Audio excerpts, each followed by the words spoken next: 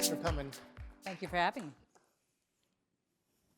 So thanks for joining us this morning. I'll ask you kind of a similar question to what I asked Josephus, which is kind of very broadly, what are you expecting from the Spanberger administration and the Assembly on energy in the near term?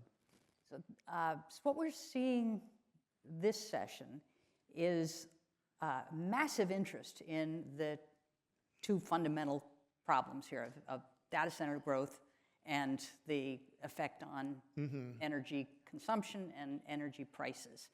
And everybody's got ideas. So there are more bills Right. on energy and data centers than there have ever been. What we're seeing moving through is a whole lot of kind of small and medium fixes. Right. There's clearly no appetite for doing the big stuff. Nobody wants to just stop the data center build out because that would solve your affordability problems if you just stopped the industry that is driving them. That is clearly a non-starter. The economic development attractiveness of the data center industry is such that there's no interest in doing that. There's a lot of grassroots interest. I will say that it is, if you did some public polling, you'd find a whole lot of interest in a moratorium. Oh, yeah.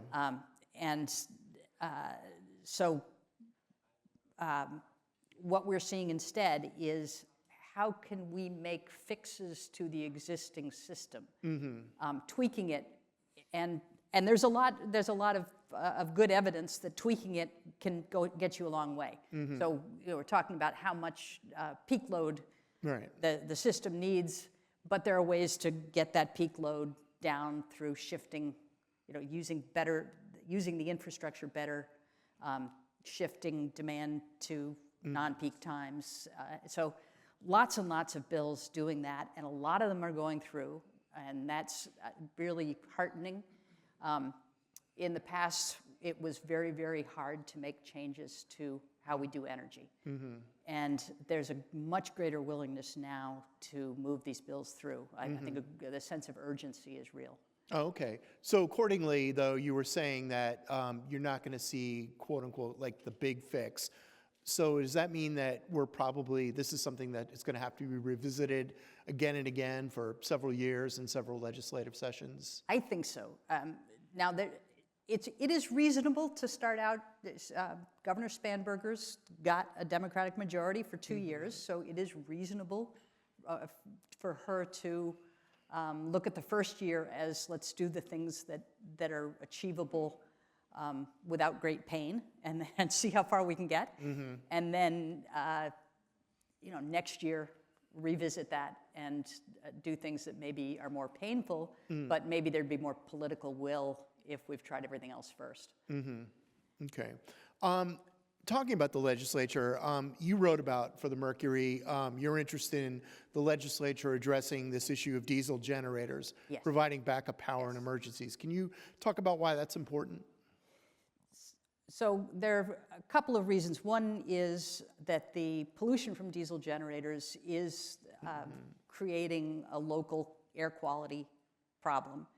And researchers at Virginia Commonwealth University have looked at this and said, it is fairly concentrated at the moment, but when you look at what all of the permits allow, the impacts could be enormous if they all start running at once to the levels permitted.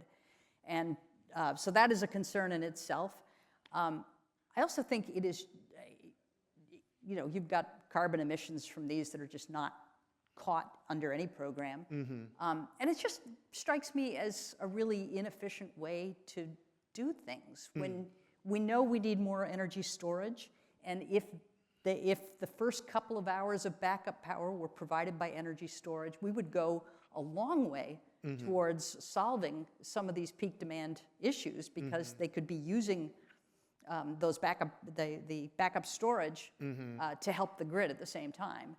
And so this seems to me a real failure of policy here, that the data centers are putting in these very highly polluting generators when for a little bit more money they could be helping solve the problems. Yeah. Yeah, you talked about, almost doubling the targets for short-term energy storage that have been laid out in the Clean Economy Act, and then the targets for long-duration storage. Can you also talk about some of the other bills that either were failed or vetoed last year? I mean, you mentioned expanding rooftop solar in the renewable portfolio standard, balcony solar, carve out for geothermal heat pumps, some of the others. Right, so these are all, again, kind of small fixes, but things that we didn't get through last year, right? But have had trouble in past years, and we're seeing a great deal more understanding that distributed generation contributes to the grid situation, that one of the ways you can address the data center growth is by having more of the load taken off the utilities' shoulders and done by customers on their own dime and out in the communities where it also helps to provide resilience. So I think Josephus Allman was talking about the distributed generation expansion bill, which in addition to raising the amount of distributed solar that would be brought into the renewable portfolio standard, it also then takes the limits off of power purchase agreements so that homeowners can use those. Now that the federal tax credits have gone away for homeowners to own solar directly, they can do it through a power purchase agreement or a lease agreement, and that makes it affordable again. You can still use the tax credits for another couple of years. So, and then there's a task force that is going to look at how do we continue to incentivize distributed generation. There's several different other approaches. There's a grant fund. We'll see. It's interesting to me that a lot of these things that cost money are coming through the legislature, but they got to get into the budget as well. Right. And we'll see what happens with those. It's always the rub, yeah. Let's also talk about RGGI. During our conversation last week, I mentioned that the Energy Secretary, Chris Wright, kind of dinged Governor Spanberger for wanting to rejoin RGGI. He called it essentially a carbon tax on non-wind and non-solar. And you talked about how you really need a market force like RGGI, and how in Texas, we saw that wind and solar actually were helpful during the recent storm. Can you sort of elaborate on your thoughts about rejoining RGGI? Yeah, so the whole point of having a carbon fee is to send that market signal so that the utilities now have a reason to invest in renewable energy and to ratchet down their reliance on fossil fuels. And we have to remember that in 2020, when we passed the Virginia Clean Economy Act and put Virginia into the Regional Greenhouse Gas Initiative, part of the reason was climate change, which is a huge problem, and ignoring it doesn't make it go away. Right. But the other half of the problem was this is how you're going to save money in the long term, is that the energy transition makes sense because wind and solar are the cheapest forms of energy, and they will continue to get cheaper, whereas fossil fuels, they can't get cheaper. So, and in fact, now that we're exporting all kinds of liquefied natural gas, gas has doubled in price, and who knows where it will go. So you've got that huge volatility problem. So it makes sense to be doing these investments into renewable energy. And RGGI turns out to be a really good, efficient market system for doing that. Okay. So we've talked about the governor, we've talked about the assembly. Then I wanted to now talk about PJM. Much maligned, obviously, and under a lot of criticism. What do you make of sort of how they've responded to all this criticism from so many different governors and others, and now the Trump administration's efforts to try to nudge them along? Yeah, there was a real failure there to understand the transition to wind and solar and to change their processes to get these things into their queue. They've got all of these projects, 90% of them are wind and solar and batteries, and they don't have a process to move them through quickly. So they've had these 5-year lag times when a project enters the queue to when it can actually connect. And they were not in a position where they could keep up even with normal demand, and then to have the data center boom suddenly adding all this pressure on the grid. They really weren't in a position to do that. In addition, they don't value the capacity value of wind and solar very highly.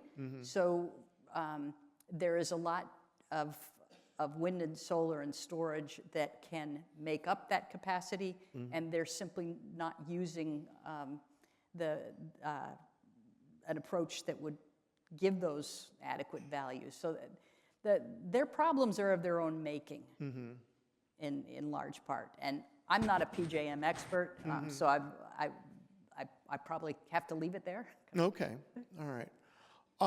Can you sort of talk about some of the other emerging energy technologies and ways to power the state that you see emerging? There's offshore wind. Josephus mentioned offshore wind. There's small modular reactors. I think, were skeptical about Governor Youngkin's talk about that. Can you sort of talk about some of those and any others that you see? Yeah, well, offshore wind is obviously happening. Our back on track at least. CVOW will start delivering power this spring, right, and be done by the end of the fall. So that is going to be a huge boost to our energy supply. Dominion has several other projects that are in the works. Their timeline is such that they can kind of wait out the Trump administration. I think it's really important to recognize that the hostility to offshore wind is really just him. I mean, nobody else feels this way, and he will be gone, and then we will get back on track. And you can even see this in the General Assembly. We've got a couple of offshore wind bills to build a workforce, and if people didn't believe there was a future in offshore wind, you wouldn't need those. But those passed by bipartisan majorities. So everybody is recognizing that offshore wind is in our future still, that there's still a lot to do. And it's important because we are a coastal state, and the whole Northeast region down through Virginia, it is hard to build new transmission. So if you can build your new generation and transmission offshore, that is a source of generation that is much, much easier to access. And I think that is why it is so important to the Northeast, because they are so grid constrained. And it is important to Virginia as well that we be able to bring that on. So, and we've seen in Europe, those prices keep coming down and down. So we know that once we build our own industry here, that it will be a major source of generation. And it has pretty high capacity factors, 50% or so. So it is a significant contributor. I'm very psyched by geothermal, the deep ground, what Fervo and Sage geosystems are doing out west. It's going to be a few years before they do it here, because the hot rocks are a lot closer to the surface out in Colorado and Wyoming and or Nevada, I guess, and that they're not as close to the surface here, so you have to go down many more miles. But there are places, I think Josephus mentioned, where we think we could get it earlier here. That's an enormous source of 24/7 power, so that'll be great. You're right, I am more skeptical of nuclear because we're not seeing the things that we would want to see for it to be a commercially viable source. Okay. If you can solve the safety problems, the waste problems, and the economic problems, Right. then that's great. But No, we've got to see that first. Exactly, yeah. Well, with that, we're going to have to leave it there. Thank you so much, Ivy, for your time and for joining us this morning. And thank you, everyone, for coming to spend your morning with us. And thanks to those of you who tuned in on the live stream. And a reminder, please subscribe to our newsletters, Axios Richmond and Future of Energy, to get all the latest news and scoops and information about what's going on. You can do it at axios.com/newsletters. Thanks again for coming, and we'll see you next time.